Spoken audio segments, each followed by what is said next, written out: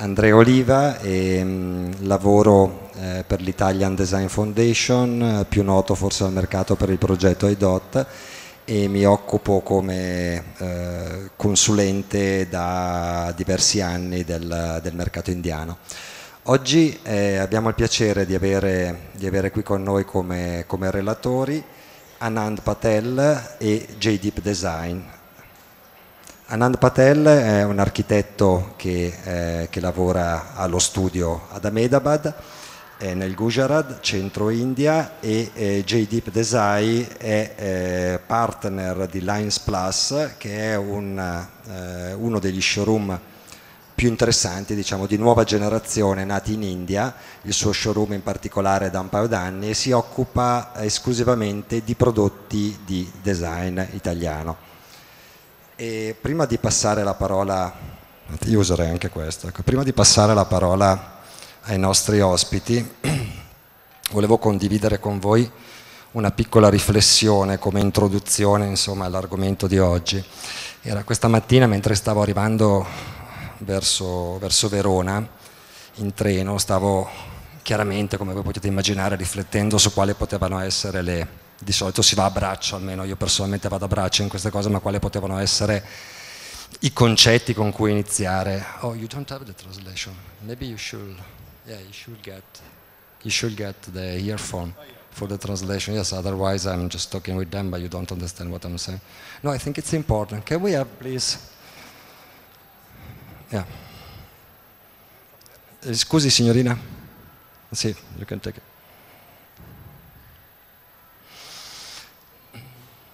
Chiedo scusa, solo un secondo ancora.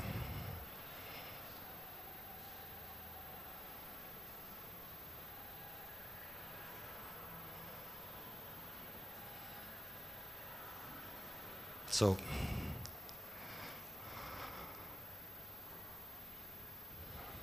I think it's better otherwise. Yeah. You cannot hear what I'm saying. Because I think it's... Allora, quello che stavo dicendo per iniziare questo nostro dibattito, questo incontro, è che stavo facendo queste riflessioni, chiaramente essendo tutti noi in qualche modo compromessi col mercato in generale, sto parlando ovviamente per quanto mi riguarda del mercato indiano, ma col mercato del design.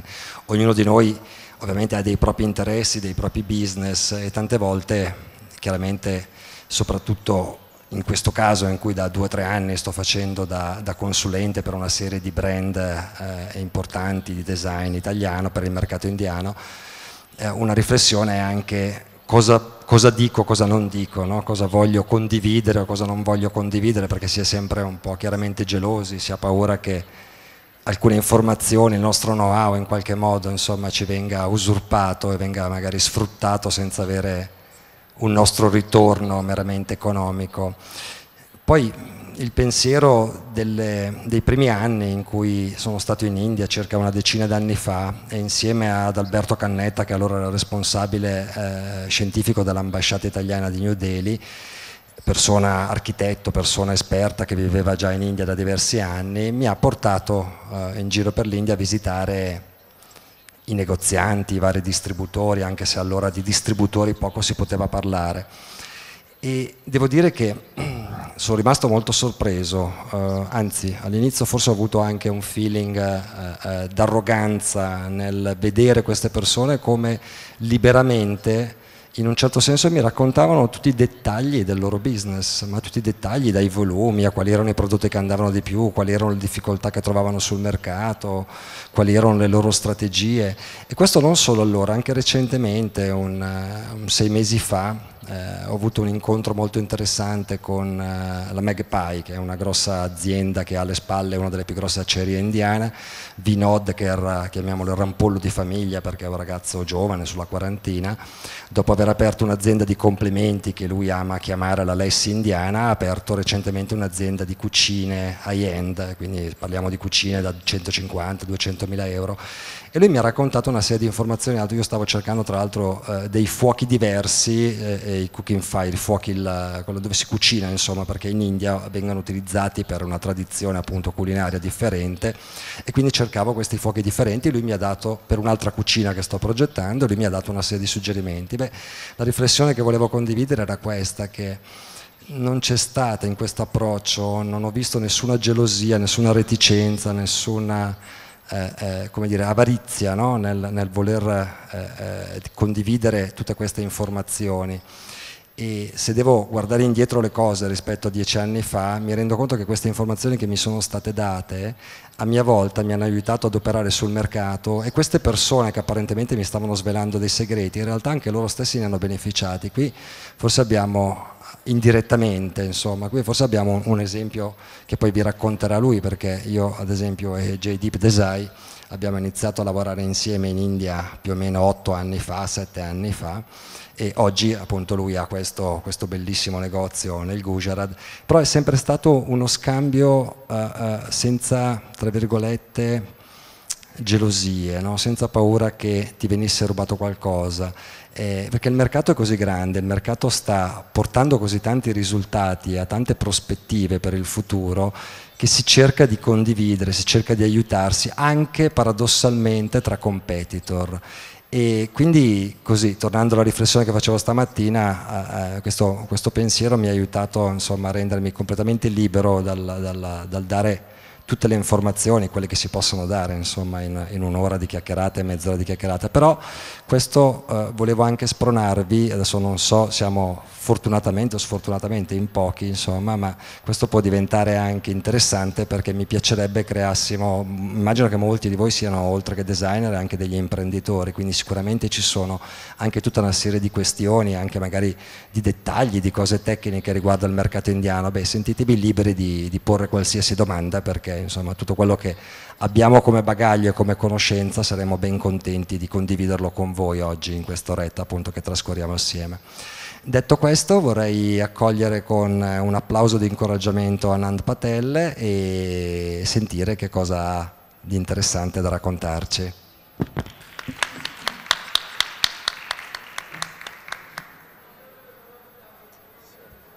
Thank you, Andrea. You can hear me? It's a delight to be here in Italy, in Verona, the beautiful city. We came in yesterday afternoon from India. It's after about 8 months that I again come back to Italy. We were last here in February for a similar fair in Pordenone, and it was the first time for me to visit Italy with a trade mission. I've always been coming here as a student, as a tourist, but I'm first time seeing Italy from the business point of view. Though I'm not in the design business, I'm an architect, but since I deal with so many manufacturers of building materials, of furniture, of everything that goes to do with buildings, so it's wonderful for me to also be part of this and understand how this world works. So I'm going to briefly show you some of the work that I do. I'll just put this off.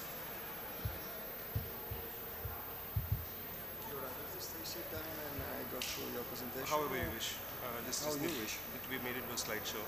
So You can just start it and sit down. Maybe ask me to start it. Can you see what slideshow?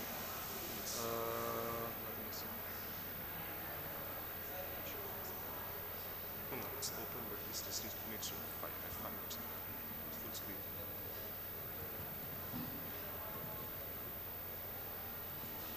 Just here in Penesta. Yeah, slideshow. Presentation. Yeah, that's fine. No, in Vista, it should show you like make a slideshow. Yeah, that's good. Yeah.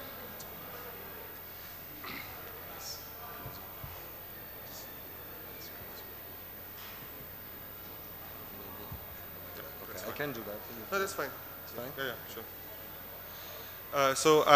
I come from a city called Ahmedabad, which is on the western side of India. It's 500 kilometers north of Bombay. As you know, India is a very large country. It's almost as large as the entire European Union. It's a population of 1.2 billion people, so it's also larger than China now in terms of population. Every fourth person on earth now is an Indian, you can say. The city I come from is a population of about 5 million. So it's big by European standards, but it's medium by Indian standards. The city has been growing over the last 30 years. We have a very high rate of urbanization, so people moving from the villages and nearby areas to come and work in the cities. So for the first time, India has now population which is moving towards being a larger urban population than a rural population. And this has a huge impact on buildings and on design, on material and resources. And it deeply reflects in business methods and design sensibilities of lots and lots of people. I'm amongst one of the architects who practices in this region, and I've been practicing there since the last 10 years, before which I studied in Europe, in the Netherlands. So I do have a design education background in Europe. That's the old city of Ahmedabad. As you saw in the previous slide, what you see there on your right-hand side across the river is actually a medieval city like how you have here in Verona, where you have the medieval city and then the city has grown around it. So it's a similar situation over here. This is a picture from the old city, very dense from the medieval times. And this is the city growing all across, all over, and mostly going into the farmlands. A lot of new projects that architects nowadays do are projects which are for the new areas. So it's actually building new. You're building in very greenfield areas, which originally used to be, in most cases, farmland.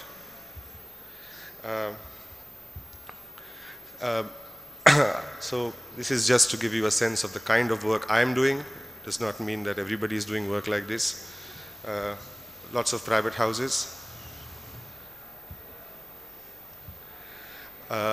It's again a mix of materials and design sensibilities, which you can call this in a way a contemporary architecture, maybe well, one can say westernized, but then India is no longer only building or living in a rural past. India is also a modernizing country, if still not very modern. The people live a reasonably contemporary life. Their habits and their sense of use and aesthetic is very contemporary, it's very universal. So you will see a lot of products and objects and design parameters which are very, very similar to anywhere across the world. Of course, our climate is very different. Here we have very high summers, temperatures going up to like 45 degrees.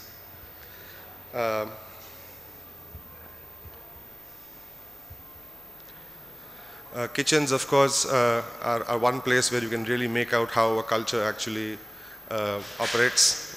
You would see a very contemporary kitchen in terms of its material and built, but what they cook there is extremely traditional.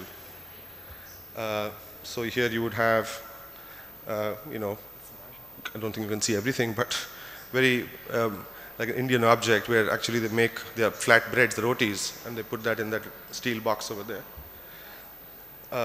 Of course, the sense of open within the house, a small garden. So these are suburban houses of the expanding city. The bed space, which again is comparable to anywhere else in the world. Again, objects which are of comfort. Again, the green space, the sense of pavilion in the garden. And that's Andrea sitting in that same house, not some long time ago.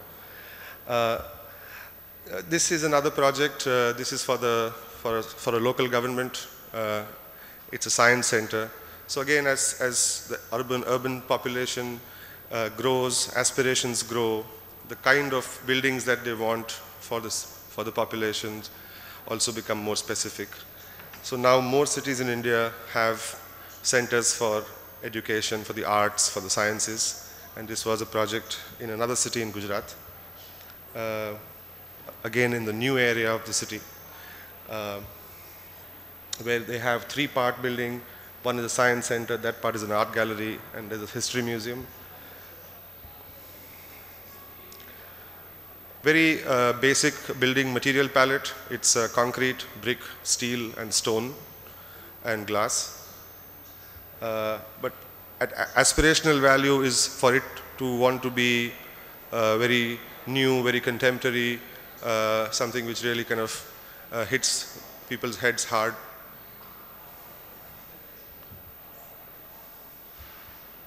What was that? That's a planetarium. It's a steel sphere within which is a planetarium where you see shows for astronomy. Yeah. That's inside there. That's when the show is going on. So they have a projection which goes above. That's a auditorium. The Science Center. Science Center in Surat, yeah. That's an auditorium. These projects are built at a very low cost, actually. If you compare a square meter building cost, say from anywhere in Europe to India, it's maybe one-tenth straight. But maybe you gotta specify. I will once the questions come here. Yeah. This is an apartment building also in Ahmedabad, done a couple of years ago. A suburban apartment block. So again, what happens is when the cities get dense, when the land gets more expensive, so what was earlier, again this area which is much, not so new, but semi-new, maybe 30, 40 years ago it was developed. There used to be private bungalows. Now the land price has gone up very high, so what they do is they demolish the bungalow. In place of where one family used to live, now 16 families live. So you make an apartment block. So again, the new sensibilities for the family to live in the city, but now no longer with the sense of the open space, but living in an apartment block. How do you create the sense of the open, furnish it, give a sense of privacy, because earlier you used to have your own compound, now you're living next with neighbors. More private houses, again the semi-urban. Now the land size, the plot size gets smaller. Earlier you could have a 2,000 square meter land size. Now you have to do with more like 400 to 500 square meters. Within that you want to build a house, you want to have a small pool, you want to have a small garden. You still want to protect yourself from the high heat. So that's a small pool on the first floor level. Another house for a larger family, slightly larger plot. There's also, like in China, there's Feng Shui.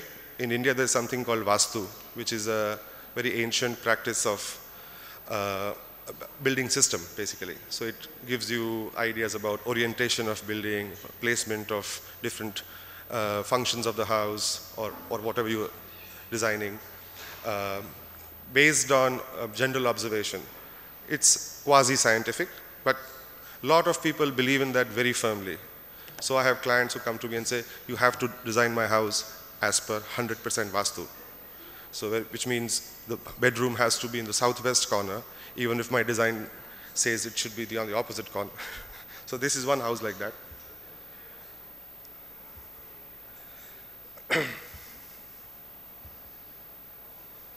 Where the center of the house should be open.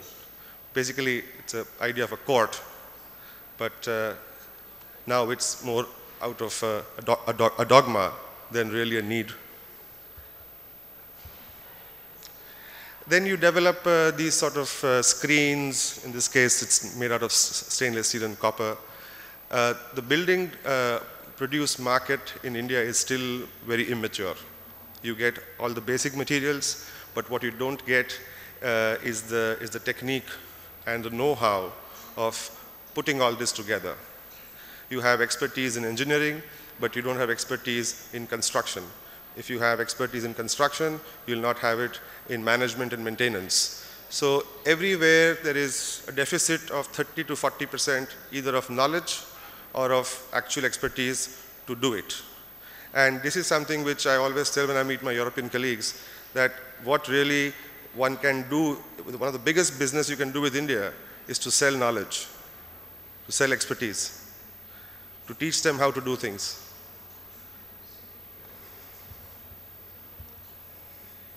That's a modern kitchen with all the Indian amenities.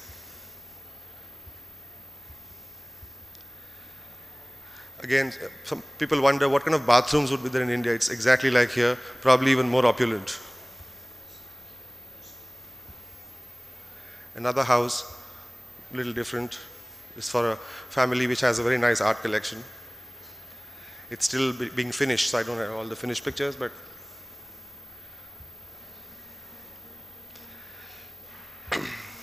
that's one art piece which has been installed in the ceiling. That's a picture of the house. That's another small house under construction.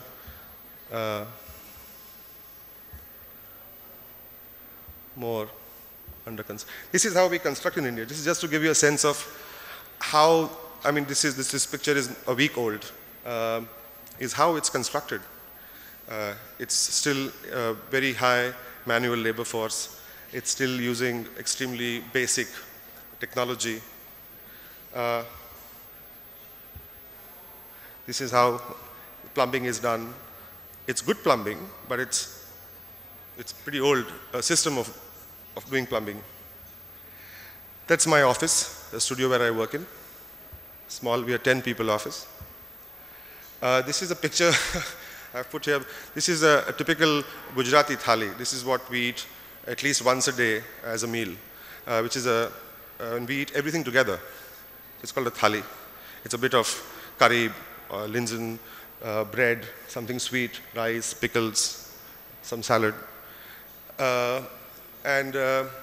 This kind of summarizes the way we also kind of do things. We do a little bit of this, little bit of that, little bit of that, and it makes a meal. We are also equally comfortable eating this. We are very comfortable eating this. Indians probably are very comfortable doing lots of things which people outside of India are very amazed. Oh, you know what pasta is? Oh yes, I cook it myself. So we live in this world where there's a lot, but there's also lots of things that are not there. It's like this picture.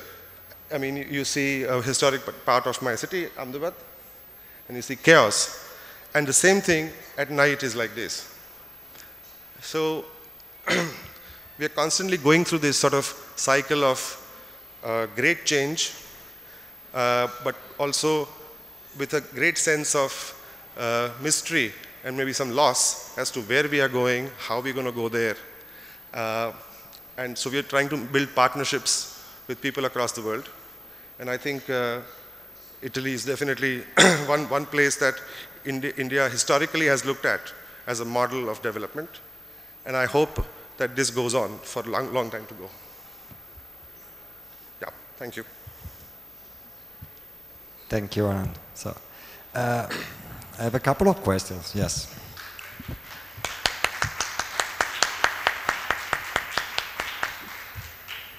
So I have a couple of questions for you. Earlier you were saying about the cost of building, which is like 10%, no, of we usually spend over here. But so when I want to buy a house and I want to get it finished, maybe the cost in the end will be also more than here. So can you explain us why? The cost of land, of course, is, especially in very big cities. Cost of land in Bombay is probably at par with London or New York or Tokyo. Land in places like Bombay, Delhi, central parts of Bombay, Delhi, extremely expensive. Ahmedabad and other growing cities also, because land is scarce and land is something which everybody speculates a lot on. And land is controlled mostly by the business lobby. Government controls land for only specific purpose. And so the biggest need is housing in all the cities. And so the builders, the developers, they speculate. So where, say you would be building at 1,000 euros a square meter, land would be 10,000 euros a square meter. So that's the equation. So, no, thank you. I don't know if you have been at Arjun House, the new house. That Arjun Malik is the son of Kamal Malik, who is one of the most famous architects in Mumbai. Yeah. So, and I have been at his new house like a couple of weeks ago. It's in Colaba. It's a kind of normal apartment. Actually, the building is also kind of broke in some way. No, if you see it. But so the apartment is like 120, 130. A square meter, and the cost of the apartment it's like 3 million euro. Easily, easy. Yes. Easy.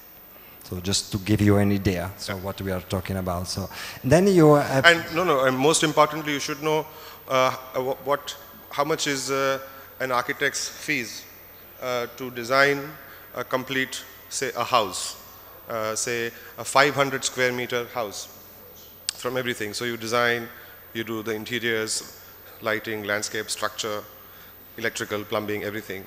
And for an average, a well-paid job on that would be 1 million rupees, which is divided by 70. 10,000, about 12,000 euros. No, almost 20,000 euro. Yeah, no. 15,000 euros. 15,000 euro. Mm-hmm. And it's a job which you do for 2 years. While somebody who's really working as a labor at a construction site, that person is earning 5 euros a day. Yeah. So it's the disparity between how much you earn, how much you pay is extreme right now in India. And so it's slowly reaching a point where it will start, the pyramid will start a little bit breaking. So then I have another question. So you were saying earlier about what we need is knowledge. Yes. You were saying that you were talking with some friend saying that maybe if you want to have a good business, you just come there and sell your knowledge. But from my personal experience, I see that Indians, they don't want people coming there and just say you have to do that. They want people working with them. So no, what I meant to say was not coming and giving a lecture there, or not coming and just doing one master class there. But when you come there with the industry, when you come there to sell something, first of all, to make economic sense for, say, whatever I saw here today. I've seen few hours I walked around here, and what I saw here. If I look at the price, and if you want to sell anything from here directly into Indian market, okay, you'll find maybe 10 buyers. But if you want to go for 10,000 buyers, I think the only solution right now is to come to India and manufacture it there. Now, when you want to come and do that, it's not that you have a ready, trained facility available to come and do it. So you'll have to actually transfer the knowledge of making, of logistics, of business, and then what you do is you sell. I'm not totally agree about to come there and manufacture things there, but so we can keep this discussion for the later debate. So, yes. And another question, because that will be useful to introduce the hard job that Jay is doing. So, what about the interiors? Because you have been called as an architect. Yeah. First, we have to say something very important, that until like 10, 15 years ago, people, they didn't need an architect. They didn't feel that they need an architect to build their house. Even now they don't. No, but now it's different, of course. But now it's different. Same. It's the same people who used to employ architects 20 years ago employ an architect today. 90% of India builds without any architect. 90%. So, yeah, okay, but the other 10%. But 10 years ago, maybe 1% was asking for an architect, consulting or advice. So, and what about the interior? Because I have seen in your project, a couple of pictures about furniture, but of course they were looking as Indian traditional furniture. So, have you ever used some Italian furniture? Yes, and yes, if you have done, and if you don't use Italian furniture, why you don't use them? Is some aesthetical reasons, or just because other things, other matters? No, I mean, we do use good furniture as and when it's available. Of course, it depends on how much the client is going to invest in the project. And Italian furniture, as not only in India, but even if you go outside of, I mean, in Europe or in America, it's seen as high-end design, high-end furniture, which also is a perception in India. I mean, if you're going to go and buy Italian, you're not just going to come and buy cafe chairs, you're going to buy something grander. So yes, when you have a client who is going to want that, say they know a particular brand, they want that brand furniture, they want this brand sofas and this brand kitchen, yes, that arrangement can be made. But it's not contract furniture. It's not, I'm doing an apartment and I need 50 kitchens and I'm dealing with an Italian company directly. No, that's not happening. But yes, we are using Italian furniture, and there's lots in my pictures also, which could be a sofa, could be a light fixture. When you don't use Italian furniture, why you don't use that? Because it's not economical. That's the only reason. Okay. So that was the point. So I wish to reach. Yes, so, certainly. And Indians are extremely price sensitive. Extremely. I mean, even if they would come here and they would see a difference of 5% here and there, they'll certainly go for something that's cheaper. Mm-hmm. Ok, thank you Anand. So, pleasure. And volevo appunto introdurre Jay iniziando a menzionare appunto il discorso degli arredamenti di interni, perché in realtà allora, fino a 7, 8, anche 10 anni fa in India erano pochissimi marchi, c'era già Artemide, c'era già Floss, Veneta Cucine è stato uno dei pionieri insomma di questo mercato, ma i negozi erano comunque già allora diverse centinaia in tutto il territorio indiano e molti utilizzavano dei prodotti di design italiano che, a dire la verità, io sono cresciuto in questo settore di aziende che io non avevo mai sentito nominare, quindi quei nomi sconosciuti che non sono noti appunto nella passerella del design, nelle grandi fiere, che però hanno trovato lì magari dei mercati interessanti dove potevano fare qualche piccolo numero. Poi le cose hanno iniziato a cambiare perché l'India adesso sta vivendo un momento, magari poi ci soffermiamo se abbiamo tempo verso la fine del dibattito, sta vivendo un momento estremamente particolare e entusiasmante, come se ci fosse di fronte a sé non più una barriera, ma è come se si potesse vedere l'orizzonte libero e raggiungibile, quindi questa grande forza emotiva che fa seguire ed è conseguenza anche di una grande rinascita economica sta portando chiaramente le persone a guardare a prodotti diversi, a prodotti fatti con una qualità differente e ha aperto il mercato anche al design italiano, ma i problemi sono tanti. Sono stati creati un po' da noi, intendo i produttori di design italiano, sono stati creati molto anche dalla inesperienza dei distributori indiani. Oggi il mercato è un mercato molto interessante ma molto difficile perché non stiamo parlando di un settore dove le persone sono abituate a dare un valore al design, alla funzionalità e a tutta una serie di aspetti che sono appunto insiti nel progetto di design. È un mercato che sta iniziando a conoscere e a percepire qual è il vantaggio di avere un prodotto di design rispetto ad un prodotto invece generale o generico o mal fatto nella propria abitazione. Qui io penso che nonostante siamo, diciamo noi si usa dire a 10 anni no, dall'inizio della distribuzione, della coscienza della società del design in India, oggi siamo ancora in una fase di pionieri e quindi coloro che si trovano e fanno delle scelte così coraggiose come quella che ha fatto Jaydeep in India, cioè di aprire un negozio di prodotti, esclusivamente di prodotti italiani, è un lavoro che secondo me noi dovremmo in qualche modo, come dire, spingere, aiutare, perché sta preparando il mercato per le generazioni a venire, stanno educando i consumatori e con questo volevo lasciare, che accoglierei con un applauso, lasciare la parola a Jaydeep. Thank you Andrea, thank you.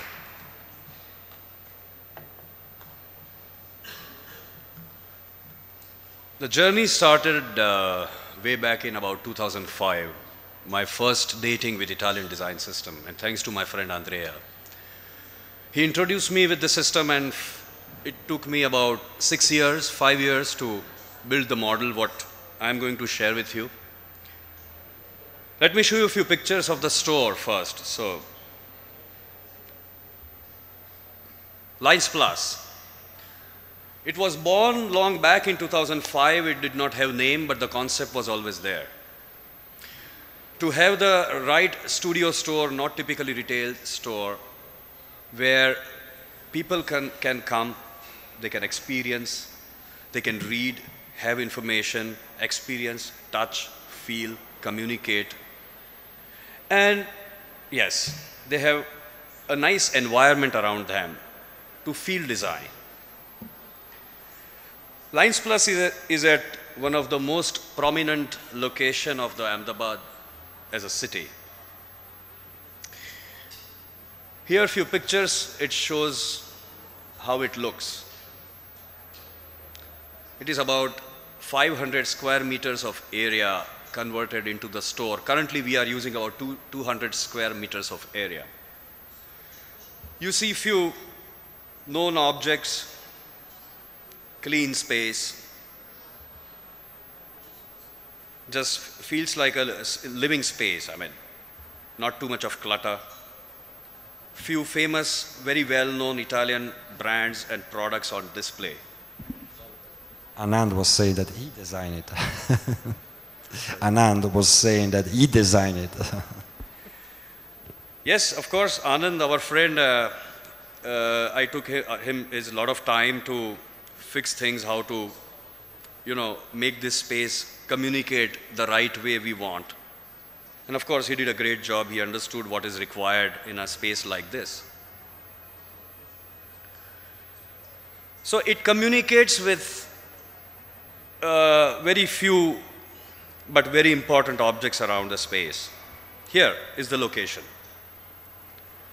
Gujarat is a fastest growing state, I can say, in the entire country. And here is Ahmedabad, where the store is. And it's an important city. There are a lot of stories attached to this city, Mahatma Gandhi, to even the latest, the nano car by Mr. Ratan Tata, which is one of the most talked about story last year, is also in Ahmedabad. Okay, now challenges for us when we started.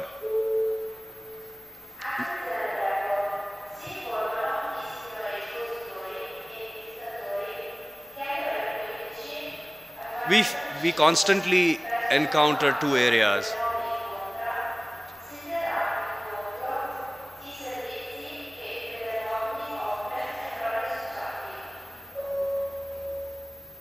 Yeah, sorry. Before I go to strategies that how we sell and how we communicate and how we reach out to projects and design professionals or clients, let's say, we face these market realities. One, there is no history of furniture making as a furniture design. Yes, India has a very rich heritage, culture, and very old connection with textile. Even 5,000 years ago in history, if we refer Indian history, there was a reference of silk and textile, but nothing in furniture or nothing in industrial design or let's say product design. So that's the first thing we encounter as a challenge, that India does not have any product or furniture design history. So even today, I mean, it's a reality. We cannot really say it's good or bad. And yes, another area Anand also mentioned, that it is really, really very price sensitive market. I'm not saying it's a problem of affordability today. The country is rich. People can buy even Ferrari just like that. But it is price sensitive. So if we consider these two market situation or reality, then we have very simple strategy to follow when we represent such design marvels in the field of furniture and lighting. Sorry?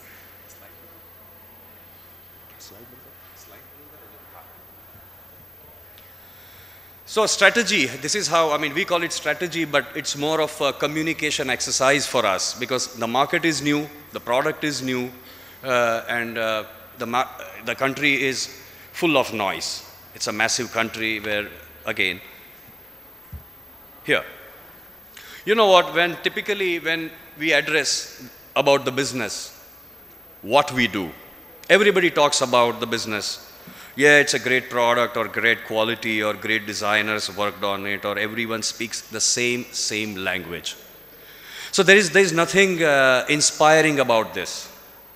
But very few, when I typically look at successful companies and successful people or leaders, the moment they communicate about what, how, and why. Why is the most important area because somewhere it talks about your own belief. When we meet our clients or architects or design professionals, before addressing what we do and how we do, we actually tell them why we do it. Because somewhere we believe in changing the status quo, we believe in raising the bar of the market, we believe that design can really change the way we think, live, and practice and work around the spaces. Of course, we address this is how we do the logistic part, the cost. There are a lot of myths about discounts for Italian furniture or a very high quality design or luxury products that, oh, they are always on 50% discount if you go to Italy, if you go to Salone, or if you go to such design exhibitions, you go and make some good deal around the products available. Yes, it might be happening like that. But the whole process of logistics, bringing it to another country like India, delivering it safe, some of the products which requires really installation process, which is metrics and complex, somebody needs to do that. So it's not a luxury product or a Louis Vuitton bag you just pick up just like that from European market and take it home. You need a face. You need somebody who is responsible to do that. Otherwise, yes, I mean, of course, exhibitions like this, people walk in. I mean, it's not a place where you actually go and buy. So for that, we are there in the market. Why we do it? Again and again, when we meet, especially to architects and designers, we tell them, look, I am in the difficult business, I know. I know that I'm going to make business with very few people, but I want those few people as an opinion leader.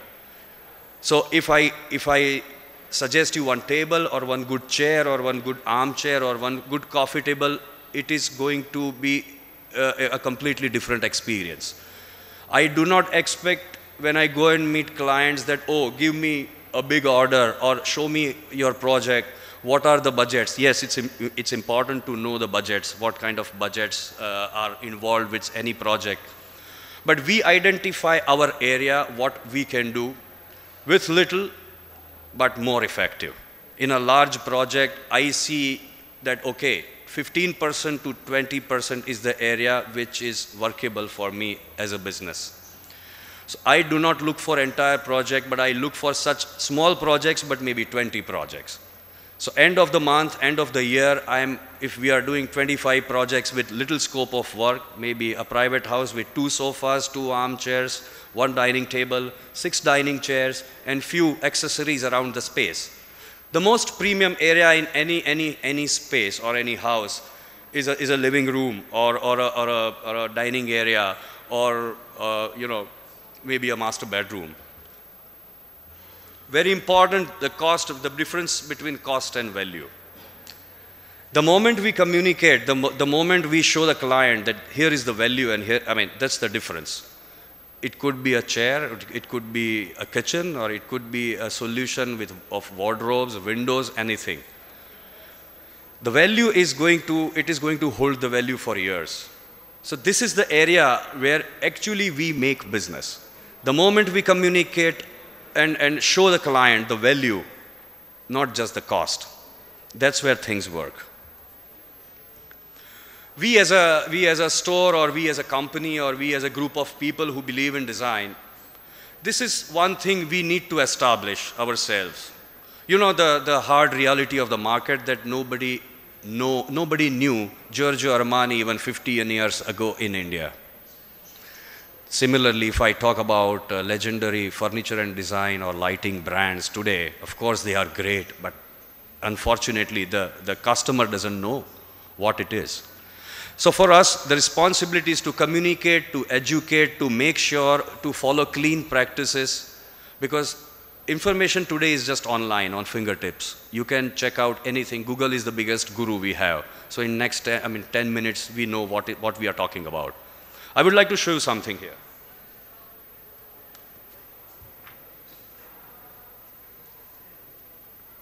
This is kind of our business card, little in detail. It's a store catalog.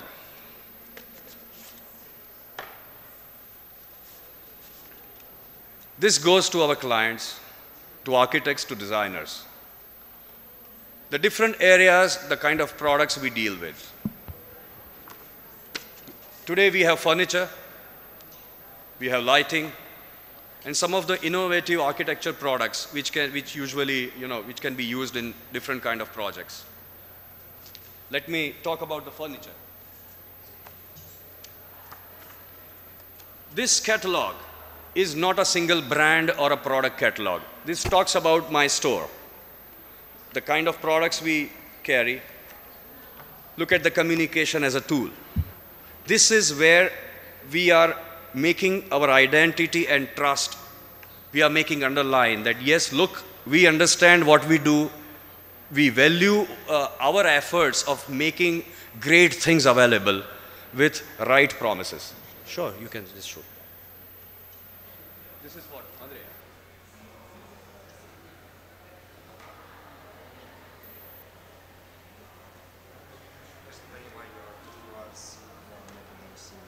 Sure, sure. It's important. Yeah, it's important.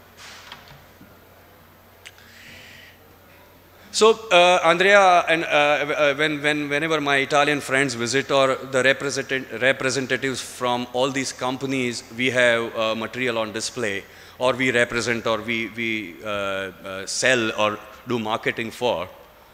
Even for them, something like this was a surprise, because no retail store or no showroom make their own catalog. The way, of course, I'm not saying we did something great, but it was required. As a communication tool, it was very, very important to establish our identity and trust first. So the designers who work with this kind of a communication tool, the brief from our side was that, look, make a catalog which does not end up in the garbage can of an architect's office. It has to carry some value, or it has to be a kind of communication which everybody would like to keep one copy with them. So we really invested in something like this, which is not common. So these are the few steps we are taking to reach out to those clients, those who are looking for quality first. We are not trying to convert people here from, let's say, Far East, or those difficult situations where people come to us like, how do you compare with Chinese? We do not address those things. We would like to sell quality to those who want to buy quality. Then, of course, there are opinion leaders. People look up to them. People get inspired by people, those who are using this kind of products. So slowly, I know it's a process. It took 5 years, maybe another 5 years, the market will get into some kind of mature mode, where actually people will come to us and ask. Even today, people come to us that, oh, hey, look, I need so-and-so chair, or I need leather chair from so-and-so company. We really feel good, because at least some communication, people are aware about these things. And people from our, the region, Gujarat especially, they are travelers always. They travel a lot. They know actually what is there out there in the Western world, and what is to be adopted. So they are the first people who actually experiment with a lot of things. Because the city I live in, Corbusier came to that city, Ahmedabad, in 1960, and made 3 private houses. So can you imagine in 1960 to have clients like to be able to afford a Corbusier as an architect and let him do the way he wants to build the house. So that means that part of the country is anyway very more evolved toward design and engineering and architecture. For those who, I'm sure many of us have visited India as a tourist or for some business. Some images of the country which usually we go through such visuals when we move around India. A lot of people on the road. Sometimes it's a mess to just move into spaces. It's confusing. Of course, a lot of God you see, a lot of religious people around, religious cities, spots. Yeah, but this is how, yeah, the growing country, growing India. We have numbers like 8.2 growth rate of the country. But the funny, interesting, and the reality of the country is 18 official languages and 398 dialects. I do not speak Italian, but yes, I understand Italian a bit. But I cannot understand my own country, my country's language down south. When I go to Bangalore, I really don't know how to communicate in the local language. So that's the fun and beauty of the country. Yeah, 3.6 million gods. Again, one more reality. Don't laugh, Andrea. 121 million people. That's the strength actually for people like us. Okay, so what brings India together? If I do not understand down south the language, the culture, the food, the God, but what is that which is common in every Indian, what we share, without communicating, nobody teaches them? One thing, Mahatma Gandhi, everybody knows him, what he did for India and how important he is to bring the independence from the British rule. So he's the hero. Everybody knows him. Even in Indian currency notes, you will see Mahatma Gandhi. Yeah. Cinema. It's a part of the culture. We grow up with cinema. We think like cinema. We behave like cinema. Sometimes we react like cinema, because it's something which is there from the birth, from the child birth. The child experiences cinema as a part of emotion. So, the biggest film industry in the world, the highest turnover, you can say the number of people involved, the number of movies are made is something insane. Cricket, it's another religion, just like football we have here in Europe or in Italy. We do not see people on street the day India and Pakistan are playing the cricket match. So now, when we think about as a business with India or entering India market, especially my design community friends here or people from industrial design in Italy, from my side, it's one suggestion. If you are not started any business with India, or you have plans to do some business with India, let's do these three things. Let's visit India, make friends, and be patient. Very, very important. Thank you. In case any questions, please come to me. You can come back to me. I'm around almost 2 days, but yes, there are interesting stories, there are interesting situations I can share with you. But broadly, this is it. Thank you. Thank you, Jay. So, yes, I have a couple of questions. So, first is something, maybe it's boring, but it's something useful. How is organized your office? How many people is working there? Yes. What's your approach with the customer when they come in? And how many working customers you have every day? Sorry, I didn't get it. How many working customers you have every day?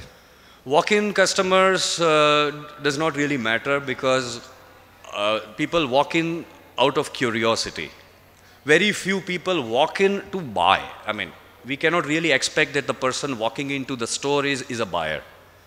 And we want to feed the curiosity, because not today, not tomorrow, if we communicate it well, he's going to be the customer. But as a practice of our industry, that we go out, look out for projects, we meet people, design professionals, interior designers or architects, or clients directly in certain cases. We do not expect that people walk into the store and buy. This is not Italy, or this is not Europe, where design system is so evolved that at one of the store just around the corner, people know it. It is known for design or something. But it is important for us to be in the market, to have a store, so that if tomorrow if I need to show something to somebody, we have it right there. So if I understand right, first we have to say that it's a long-term view. Absolutely. What you are putting on the table. But sure.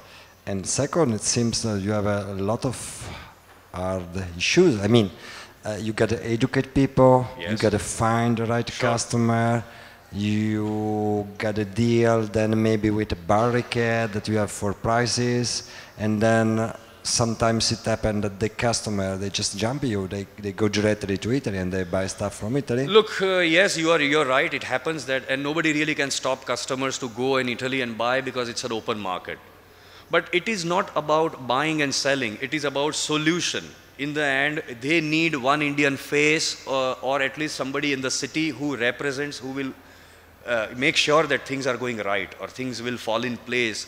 Because as a practice, people go and look for furniture when almost the house is complete. Oh, let's go and buy the furniture. It doesn't happen, particularly the Italian system or any European system. They need to have about 10 to 12 weeks time, the moment they decide, till the product is delivered. So those things are important for us to communicate when we go and meet architects. Yes, you need so much of time. Oh, we have a lot of time. No, you don't have time because we need 12 weeks. You know, that's how we have to do it. And as you were saying earlier, it seems the same. You were saying that customer, yeah, they need a face to deal with. Yes, they need a face. Is that the same for you? I mean, is just enough to have really beautiful, interesting products, or you need somebody you can talk about, sure, somebody who can support you sure, for the product? I mean, you as a retailer. Sure. You know, it's like, will you really buy, if I show you something on website, or if somebody wants to buy a piece of engineering or piece of luxury, let's say a watch. We do not buy things online, or we want that experience around it. We want somebody to explain us the product. We want to have that, we buy stories, right? We buy quality, but yes, we also buy stories. That platform is required. That's what we are doing. So all these brands we represent today, we are their marketing agents, we are their advertising agents, we are the people who counsel them on behalf of them. Finally, we import it. We are responsible till the product reaches Indian shores and to the household where it is supposed to be delivered in the end. That's what I meant exactly was how you choose your partner, your Italian partner to work with. Oh yes, okay. We choose our Italian partners right at this moment. The companies we represent, they are one of the most famous companies. Let's say, I'm not mentioning any brands here, but it is. Well, it's famous like MDF, Vistosi, yes, Paola we have Lenti, to start Matteo with Matteo Grassi. Grassi. We have MDF Italia. We have Rima Desio. We have Ceccotti. We have Horm. We have ICF Office. Zanotta. These are the brands we work with at this moment, because somewhere we know that they are present in more than 30-40 countries. For them to support India as a new market is possible.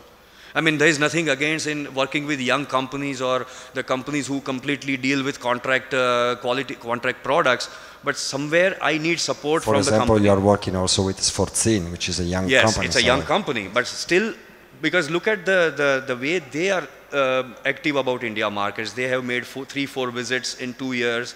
They make sure they come and meet all the dealers every time.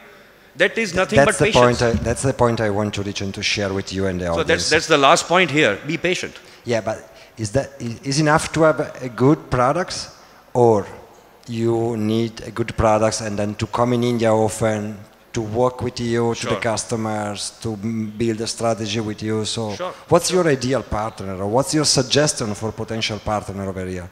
It is always about, you know, you walk one step, I walk one step. Because India being a new market, of course, as a retailer, as a business person, I need support from the company, the principals. Because the think about it, if somebody is visiting India from the company, from Italy, we take them to real projects. We take them to meet real, clients, architects. That's the first-hand information they get. So the strategies they have to build, not just meeting with me or doing business with me, to understand India as a country, the mindset, how the professionals work, what client expects, what kind of support is required from the company. Everything bring together brings the business, not just one thing. Okay. Yeah. Thank you, Jay. Thank you. Very useful. So, se c'è qualche domanda io vi suggerirei di approfittarne, anche cose tecniche, ad esempio anche cose più banali, come se si quante tasse, che tasse si pagano per l'importazione, se ci sono problemi di carattere logistico, qualsiasi domanda, insomma, ripeto.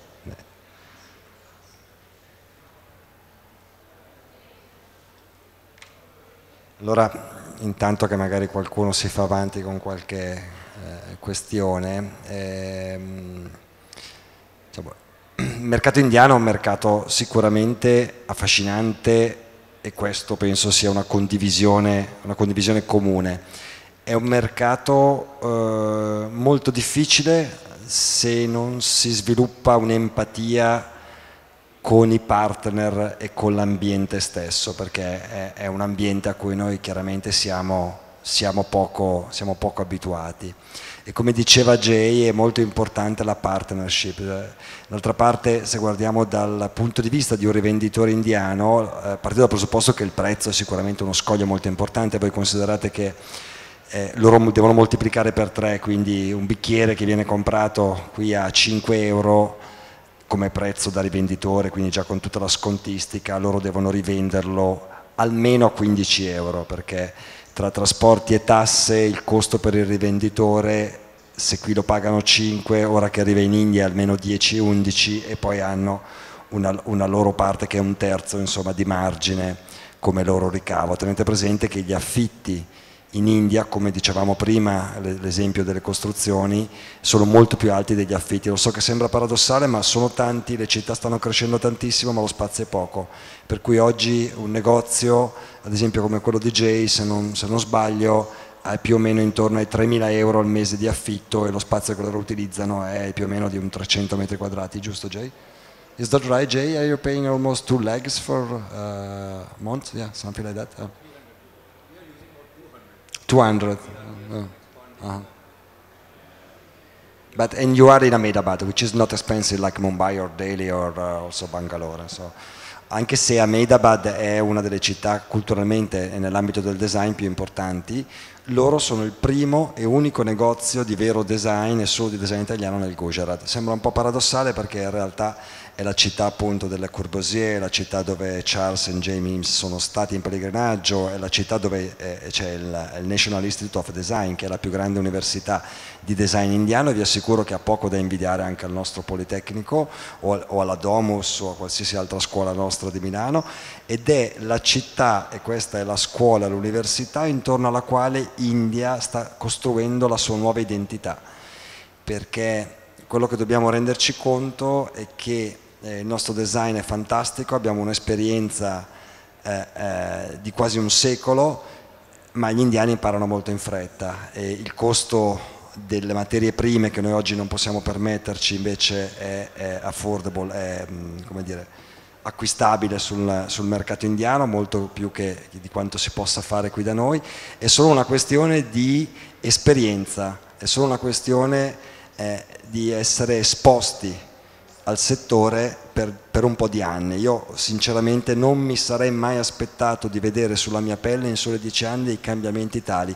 Oggi studenti che avevo 8 anni fa al JJ College a Mumbai o anche al NID, oggi hanno aperto il loro studio come interior designer, come industrial designer, e hanno più possibilità di trovare lavoro di un loro coetaneo milanese. Oggi c'è più Magpie, l'esempio che vi stavo portando prima, sta assumendo dei designer italiani perché gli costano meno che un chief designer indiano. Insomma, questa è facile quando si va in India rimanere accecati e un po' offuscati dalla povertà, che è tutta intorno a noi, dalla miseria, dalla sporcizia, dal caos. Ma dietro questo c'è un mercato, una classe media che sta crescendo a dei ritmi inimmaginabili, ed è fantastico vedere come noi stiamo andando all'opposto, come qui sta scomparendo tutto questo benessere, tutta questa classe media, questa capacità, questa speranza, questo entusiasmo, e invece in India tutto questo sta crescendo. Non so quanto durerà, perché tutto è ciclico, ma sicuramente è un mercato in cui ne vale la pena di provare, sia che siete architetti, sia che siete designer, sia che siate produttori. È sicuramente un mercato che dal mio punto di vista a noi italiani non solo può dare dei grandi benefici in termini di fatturati, no? Quindi di benessere, ma dei grandi benefici in termini di rinnovamento del nostro design, perché il mercato indiano è un mercato dove sì, devi educare il mercato, perché appunto non si è abituati, non puoi far spendere a una persona 300 euro in più se non sa quali sono i vantaggi che può avere comprando quel tavolo.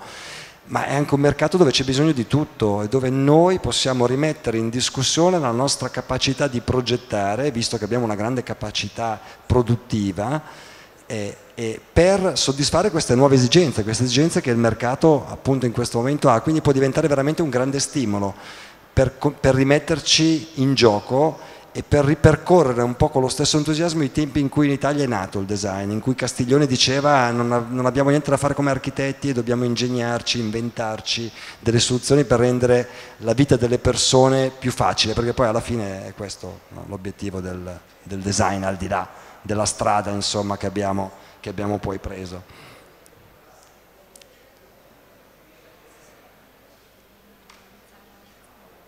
Ah, ci mandano via, andate. Va bene. Allora, se c'è qualche questione, questa è l'ultima possibilità, altrimenti vi ringrazio veramente tanto e spero, insomma, sia stato utile.